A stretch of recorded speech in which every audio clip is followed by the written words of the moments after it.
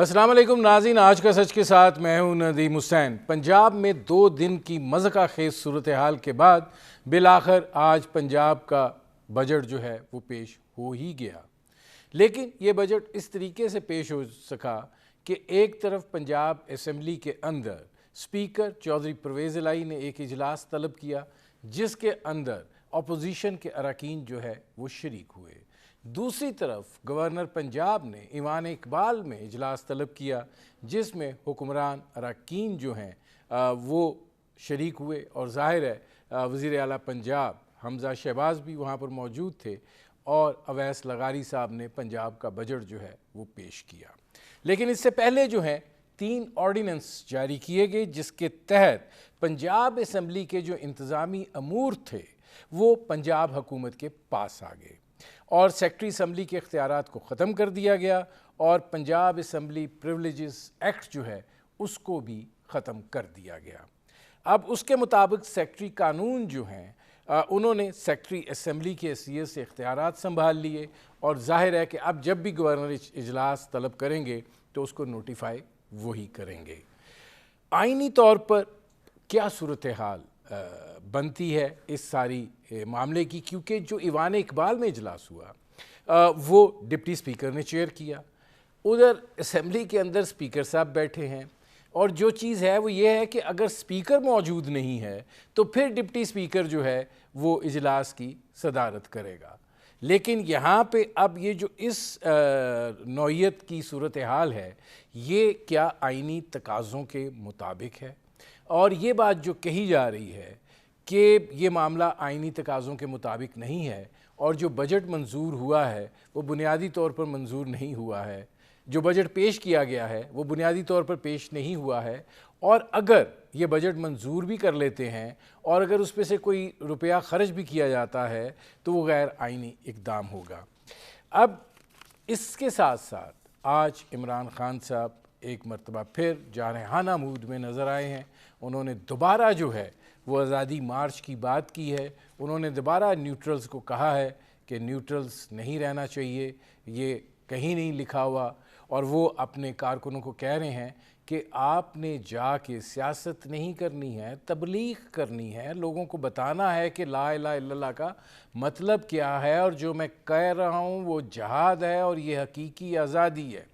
ये मामला किस तरफ जाएगा, जिस तरीके से पाकिस्तान के अंदर सियासी पोलराइजेशन हो चुकी है, मुआशी अदम इस्तेकाम है, तो आगे के हालात कैसे होंगे, ये वो मंजरनामा है जिस पर करेंगे बात। आपका अपने मेहमानों से तारुफ़ करवाते हैं। हमारे साथ मौजूद हैं सेनेटर कामिल अली आगा साहब, मुस्लिम लीग काफ के रहनुमा हैं। हमारे साथ मौजूद हैं शैला रज़ा साहबा, पाकिस्तान पीपल्स पार्टी की रहनुमा हैं, और हमारे साथ मौजूद हैं सलमान अकरम राजा साहब, मुमताज़ माहिर कानून हैं। कामिल अली आगा साहब, ज़रा एक आपसे मैं शुरू इसलिए करना चाह रहा हूँ कि आज एक सवाल आपसे पूछना इसलिए बनता है कि एक ट्वीट देख के मुझे बहुत अफसोस हुआ। चौधरी शुजात हुसैन साहब का घर और चौधरी बरदरान जो हैं वो पाकिस्तान में सियासत में वज़ादारी के अलमबरदार हैं। वो घर जो है वो घर इस बात का मंबा था कि यहाँ पे बुर्दबारी भी है, तहम्मुल भी है, लोगों को अकोमोडेट भी किया जाता है, लेकिन दिखाई ये देता है कि ये सारी सूरत हाल जो है वो जो सियासी पोलराइजेशन हुई है उसमें सरनिगू हो गई है। आज चौधरी फवाद हुसैन ने एक ट्वीट किया है, मैं आपको पढ़ के सुना रहा हूँ। तारिक चीमा और सालक हुसैन ने बेशर्मी की इंतहा कर दी है। मुअन्नस इलाही ने तारिक चीमा के लिए क्या नहीं किया। आज ये मोहसन कुश परवेज़ इलाही और मुअन्नस के ख़िलाफ़ जैली मुकदमे बनवा रहे हैं। कोई शर्म होती है, हया होती है, सियासत अपनी जगह, आखिर आपका भाई है, कोई शर्म करें। कामिल अली आगा साहब कहाँ खड़े हैं? देखें नदीम हुसैन, सबसे पहले तो मैं अस्सलाम वालेकुम पेश करता हूँ तमाम शुरका को। उसके बाद मैं ये गुजारिश करूँगा कि एक बात मैं यकीन से कह सकता हूँ कि चौधरी शुजात हुसैन बड़े जीरक सियासतदान है, और वो अगर ये समझा जाए कि वो वहदत की और यगानगत की एक मिसाल है, और वो एक ऐसी हैसियत रखते हैं कि जो पूरी मुल्क की सियासत के अंदर लोग उनकी इज्जत और उनका एहतराम करते हैं।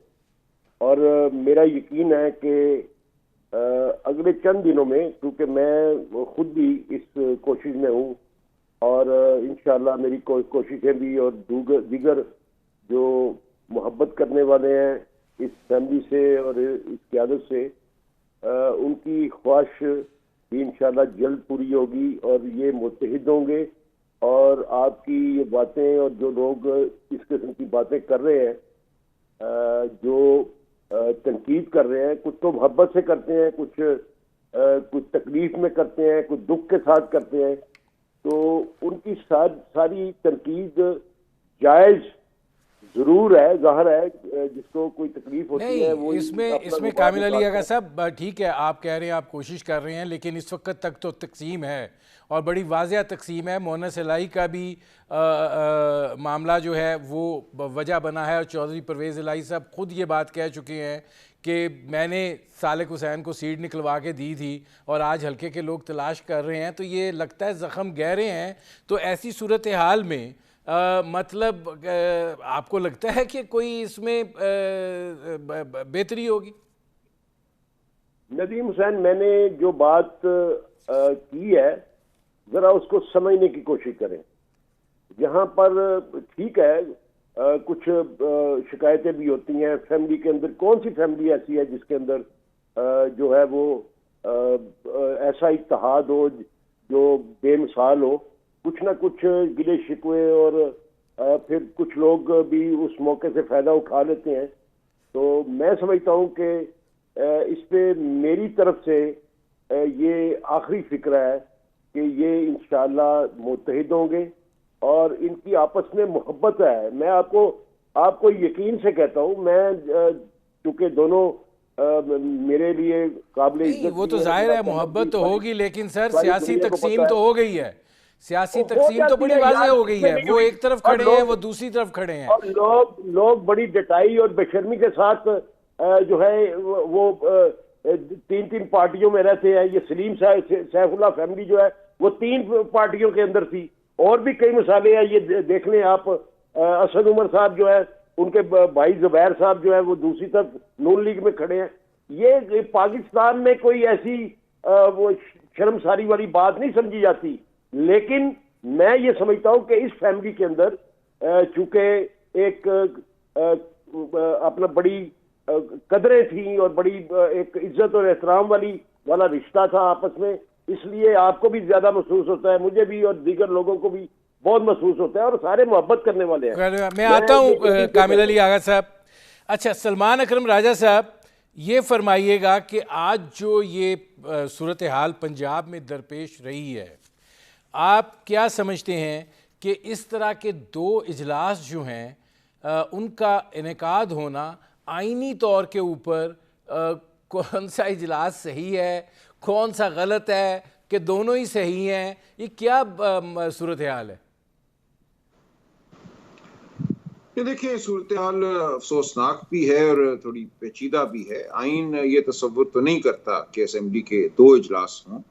आइन में एक ही इजलास जो है तस्वुर किया गया है, और ख़ास तौर पे ऐसा इजलास जहां बजट पेश होना हो या पास होना हो, वहां तो इस बात की गुंजाइश मेरी नज़र में नहीं है कि 2 इजलास हों। अब इजलास बुलाता कौन है? इजलास बुलाता गवर्नर है, समनिंग जिसे हम कहते हैं ऑफ द सेशन। गवर्नर साहब ये करते हैं हुकूमत की हिदायत पे, जो कि आप समझ लीजिए वज़ीर आला की हिदायत है, और गवर्नर साहब ही को आइन ने इख्तियार दिया है एक सेशन को ख़त्म करने का, प्रोरोग करने, और वो हिदायत भी वो जारी करते हैं। अब इन हिदायत पर अमल कैसे होना है, इसके लिए पंजाब असेंबली के रूल्स हैं, रूल्स ऑफ प्रोसीजर हैं, कानून है। अभी तक जो सूरत हाल थी, आज गालिबन या कल कोई ऑर्डिनेंस जारी हुए हैं, लेकिन उससे पहले सूरत हाल यही थी कि जब इजलास बुलाया जाता है तो सेक्रेटरी असेंबली जो हैं वो उसका नोटिस मेंबरान को देते हैं। अगर 10 दिन से कम वक्त हो इजलास की तारीख में तो फिर टीवी रेडियो के ज़रिए नोटिस दे दिया जाता है, वरना गज़ेट में छप जाती है तारीख इजलास की। तो तो ये तरीका था। और इजलास की सदारत आइन यही तस्वुर करता है कि जो भी मुंतखब स्पीकर साहब हैं वो करेंगे, और अगर वो किसी वजह से कासिर हों इजलास की सदारत करने से दस्तयाब ना हो, तो उस सूरत में डेप्यूटी स्पीकर साहब जो हैं वो इजलास की सदारत करें। अब आज जो सूरत हाल सामने आई वो ये कि कानून में कोई तब्दीली की गई, प्रोसीजर में तब्दीली की गई। गालिबन जो मीडिया से खबर आ रही है कि जो सेक्रेटरी का पहले एक इख्तियार था इजलास के हवाले से नोटिस देने का, इजलास को एक तरह से उसको रेगुलेट करने का, उसकी जो इजलास की जो कार्रवाई है, इजलास को रेगुलेट तो ज़ाहिर स्पीकर ने करना होता है जब इजलास शुरू हो जाए, तो वो उसमें तब्दीली की गई और ये कह दिया गया कि इजलास कहाँ मुनक्किद होगा इसके लिए ज़रूरी नहीं है कि सेक्रेटरी प्रोविंशियल असेंबली जो है उनकी तरफ से हिदायत आए, और उस किसी तब्दील शुदा कानून के तहत ऐवान इकबाल में एक इजलास जो है वो मुनक्किद कर दिया गया। अब यहाँ जो कानूनी या आईनी सूरत हाल है या सवाल जो उठेगा बाद में, ये मामला अगर अदालत में जाता है तो ये होगा कि स्पीकर साहब तो दस्तयाब थे, ऐसा तो नहीं है कि स्पीकर साहब अलील थे या मुल्क से बाहर थे, वो थे और उन्होंने एक इजलास मुनक्किद भी किया। अब उनका इजलास क्या मुनक्किद करना गैर कानूनी अमल हो गया था जो भी कानून में तब्दीली की गई उसके बाद, और क्या उनकी मौजूदगी में एक इजलास की सदारत डिप्टी स्पीकर साहब कर सकते थे? अब ये बड़ा सवाल है। और जो आप होगा इस पे सलमान अकरम राजा साहब, मैं आता हूँ, मुझे एक ब्रेक भी ज़रा लेना पड़ रहा है। नाज़रीन, हमारी गुफ्तगू जारी है, एक मुख्तसर से कमर्शियल ब्रेक का वक्त हुआ है, मिलते हैं इस वक्फे के बाद।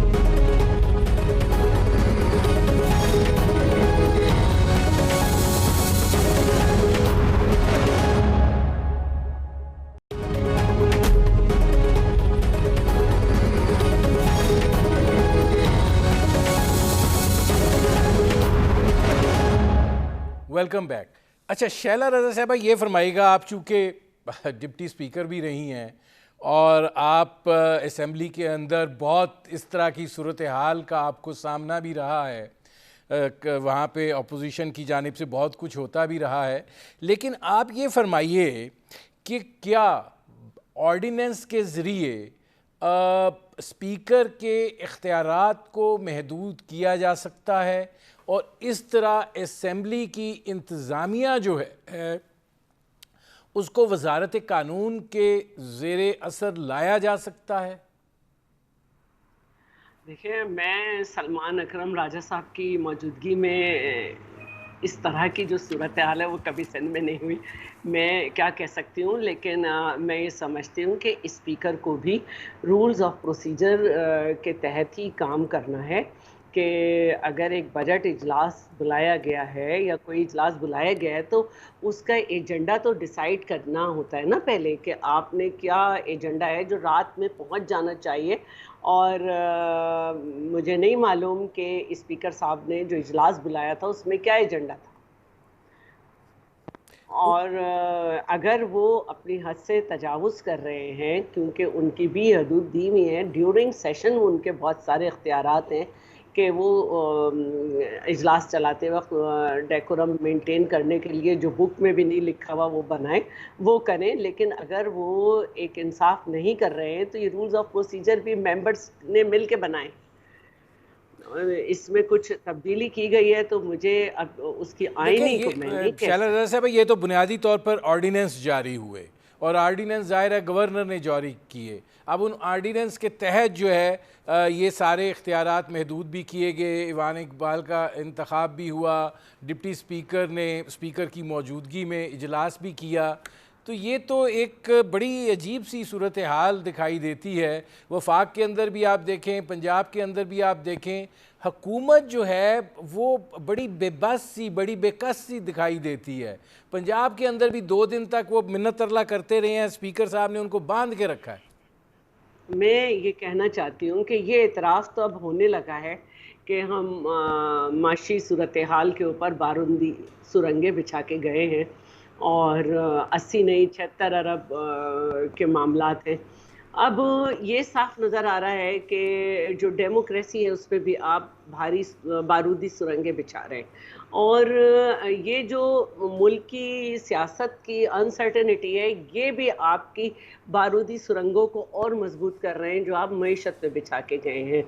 तो ये वही लोग हैं जो कह रहे हैं कि हम ठेकेदार नहीं हैं, लेकिन ये बात है कि जो ये इख्तियारात इस्तेमाल कर रहे हैं ज़रूर इनके पास कोई, बहरहाल मैं कहूँगी कि ये बड़ी ताकत इस्तेमाल कर रहे हैं, तो ये ताकत कहाँ से आ रही है इतनी, ये गलत तरीक़ाकार है और ये नहीं होना चाहिए। और उसके बाद ही कहीं जाकर नून लीग में भी बहुत माहिर क़वानीन बैठे हैं, उन्होंने ये ऑर्डिनेंस का सोचा होगा कि निकाल के महदूद किया जाए, क्योंकि असेंबली का काम है लेजिस्लेशन करना और टाइम टू टाइम उसको इजलास कॉल होना। अगर स्पीकर ये नहीं कर रहा है तो फिर कुछ तो तरीका इख्तियार किया जाना चाहिए। मैं आता हूँ शैला रज़ा साहिबा, चैलेंज कहाँ हो सकता है ये मुझे नहीं मालूम, लेकिन उससे पहले एक बात हो रही थी, अगर आप मुझे इजाज़त दें।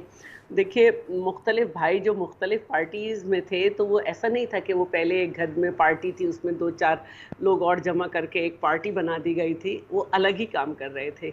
यहाँ पे सूरत हाल ये है कि ये ख़ानदान के साथ कुछ मेंबर्स ने, ये क्यों लीग बनी हुई थी बड़े अरसे से, और इसका टूटना बहरहाल अफसोस की बात है।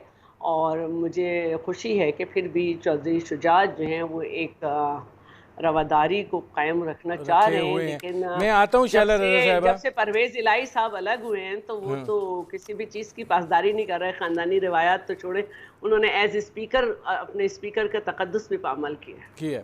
कामिल अली आगा साहब, आप ये फरमाइएगा कि ये जो हमारे यहाँ इस वक्त आइनी जो इदारे हैं वो भी अगर उसके जो सरबराह हैं जैसे सदर साहब हैं या बतौर स्पीकर परवेज़ इलाही साहब हैं, वो भी अगर पार्टीज़न रवैया इख्तियार कर लें और अगर वो नहीं वज़ीर आला बन पाए, एक सूरत हाल ऐसी डेवलप हुई कि जिसके अंदर हमजा शहबाज आ गए, तो क्या आइनी किरदार निभाना ज़रूरी है या ये कि नहीं एक ऐसा रोल अदा करना है जिसमें रुकावट जो है वो पैदा होती रहे और छोटे मामलात जो हैं वो बड़ी चीज़ों पर हावी आएँ, आइनी रोल ना अदा किया जाए?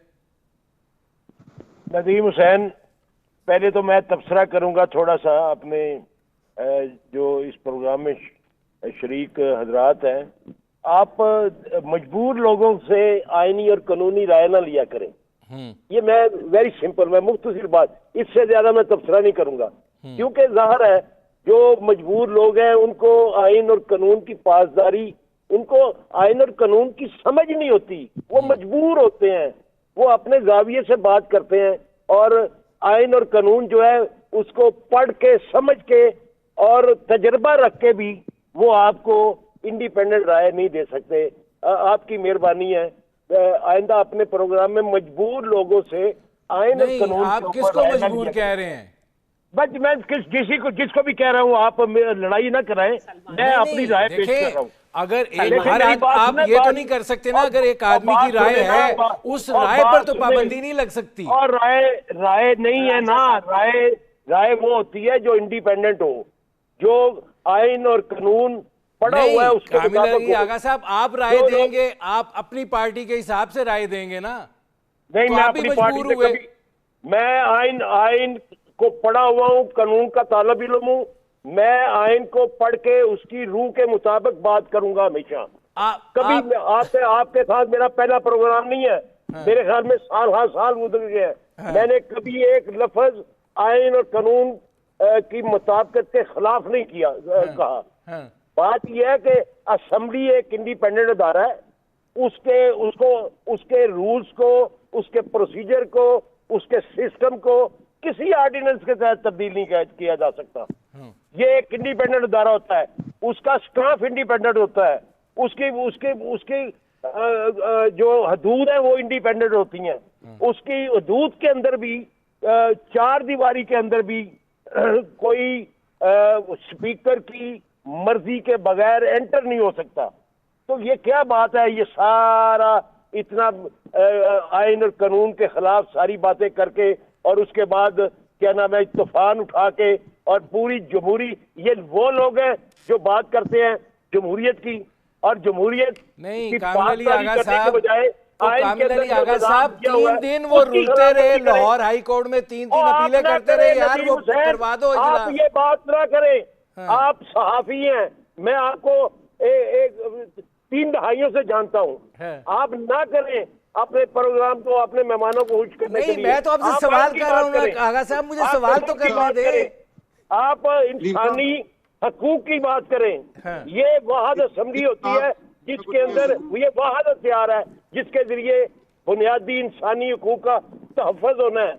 उसके अंदर ये निज़ाम चलेगा, चल सकता है। ठीक है। अच्छा, इसमें मैं इससे पहले कि सलमान अकरम राजा साहब से तफसीली जवाब लेता हूँ, शैला रजा साहब आप कुछ कहना चाह रही हैं, आप जरा कह लें, फिर मैं बात करता हूँ इसमें, ताकि सारी जी शैला रजा साहब। स्पीकर पहले मेंबर असेंबली का हलफ उठाता है और जब वो स्पीकर बनता है तो उसका हलफ बहुत मुश्किल होता है और उसको जो है वो किसी पार्टी का फिर एमपीए नहीं रहता। उसकी जिम्मेदारियां जब तक उस सीट पे बैठा हुआ है बिल्कुल मुख्तलिफ हैं। वो कैसे कैसे जो है ये कर सकता है कि इजलास ना बुलाए, इजलास में अपने मुंतखब नुमाइंदों को जिनको अवाम ने भेजा है उनका बजट ना पेश होने दे। ये तो बहुत ही अजीब बात है। स्पीकर और डिप्टी स्पीकर की तो बहुत बड़ी जिम्मेदारियां हैं, ऐसे ही तो उनकी गाड़ियों पे 2 झंडे नहीं लगे हुए। तो मैं नहीं समझती कि अगर हाँ हम ये ज़रूर कर सकते हैं कि जिस तरह हमने पिछले दिनों देखा कि परवेज़ इलाही साहब ने क्या क्या किया, हाथ तोड़ने की एक्टिंग की, बगैर सिलेंडर के मास्क भी लगाया, तो यहाँ पर जो है रिक्वेजिशन डाली जा सकती है कि भाई ये ज़रा, बाकी आप खुद समझते। ठीक है नाज़रीन, हमारी गुफ्तगू जारी है, एक मुख्तसर से कमर्शियल ब्रेक का वक्त हुआ है, मिलते हैं इस वक्फे के बाद।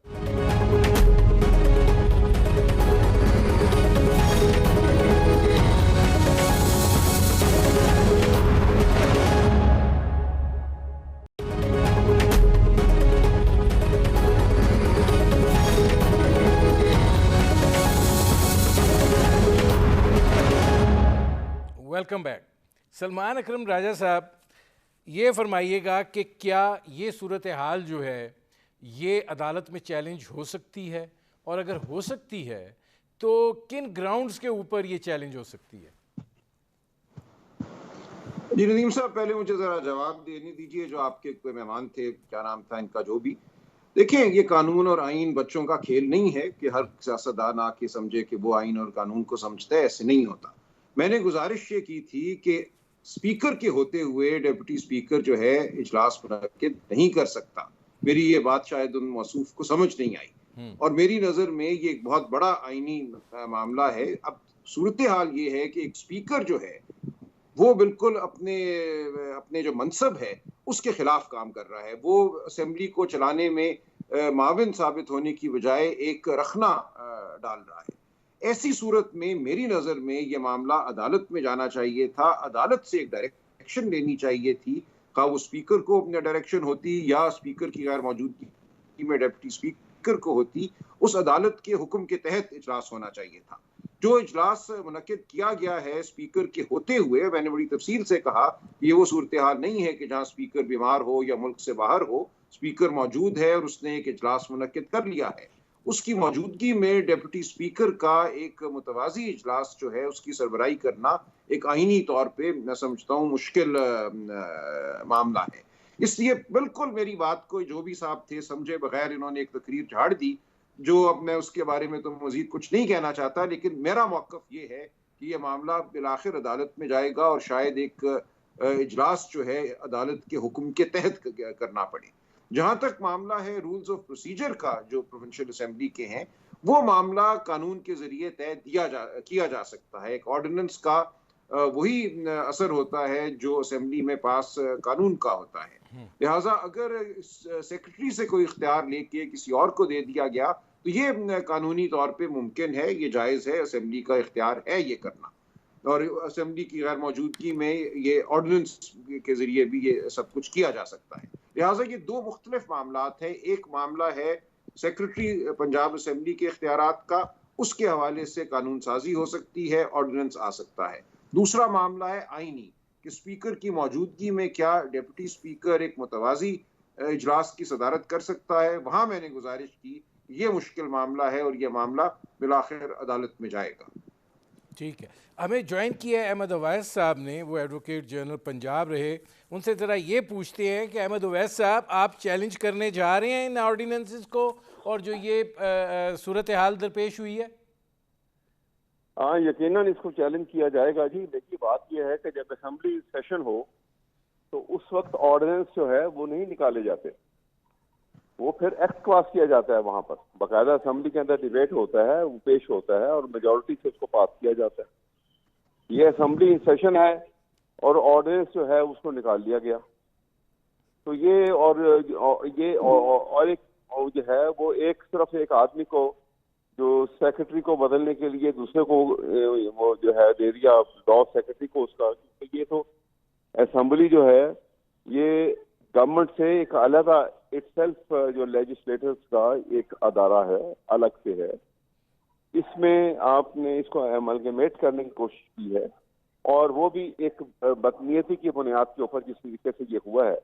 और इसके अलावा दूसरी बात, जैसे अभी राजा साहब ने भी कहा है कि स्पीकर के होते हुए ये जिस हेस्ट के अंदर एकदम से एक और इजलास को लाके और डिप्टी स्पीकर को वहां पे बिठा दिया गया है और वहां से वो असेंबली के बाहर जिसकी ना नोटिफिकेशन हुई, पूरा लीगल प्रोसीजर जो रिक्विजिट प्रोसीजर है जो इनके रूल्स के अंदर दिया हुआ है, वो प्रोसीजर तो अडॉप्ट करना चाहिए था। देखिए, अगर आइन को मोम की नाक बनाएंगे तो इससे नुकसानात जो हैं वो इस कदर खतरनाक होंगे कि शायद हम उसको वापस असल शक्ल में ना ला सकें। नहीं, इसमें शैला रज़ा साहब ये फरमाइएगा कि रवायात पिछले कुछ अरसे में जिस नौइयत की कायम की जा रही हैं उसमें तो ऐसा लगता है कि बुनियादी तौर पे हर ज़ाब्ते से टकरा जाओ, हर फैसले से टकरा जाओ, जो जिसके बस में आ रहा है वो किए चला जा रहा है। तो ये जो एक क्योटिक सिचुएशन है, माली हालात वैसे दिगरगू हैं, तो ये जो हालात हैं ये तो लग रहा है कि आप लोगों के कंट्रोल में चीज़ें नहीं आ रही हैं। अच्छा, अब बड़ी सीधी सी बात है कि जब चीमा साहब हट गए और गवर्नर नया आ गया तो स्पीकर को गवर्नर ही की हिदायत को फॉलो करना है आईनी तौर पर। अगर मैं गलत कह रही हूँ तो ये दोनों मौजूद हैं। तो जो भी पीटीआई से रिलेट हो रहा है वो ये क्यों समझ रहा है कि मेरा कानून, मेरा आइन, मेरी मर्जी? ऐसा तो नहीं हो सकता ना। जब आपने तस्लीम कर लिया कि अब आपका गवर्नर नहीं है और आपके सदर की तरफ से गवर्नर भी आ गया और आरिफ अलवी साहब ने भी कोई मसला नहीं किया और नए गवर्नर साहब आ गए, तो अब समन जब हो गया तो आपको तो चलाना है और उसमें आपको बहरहाल गवर्नमेंट जो होती है उसी का बिजनेस होता है, स्पीकर का बिजनेस नहीं होता है। ठीक है, मेरे प्रोग्राम का वक्त ख़त्म हो रहा है। बहुत शुक्रिया शैला रज़ा साहब, बहुत शुक्रिया सलमान अकरम राजा साहब, बहुत शुक्रिया अहमद अवैस साहब और बहुत शुक्रिया सेनेटर कामिल अली आगा साहब। नाज़रीन, आपने हमारे पैनल के शुरका की गुफ्तगू सुनी। अब तक के लिए इतना ही, इजाज़त दीजिए। अल्लाह हाफ़िज़।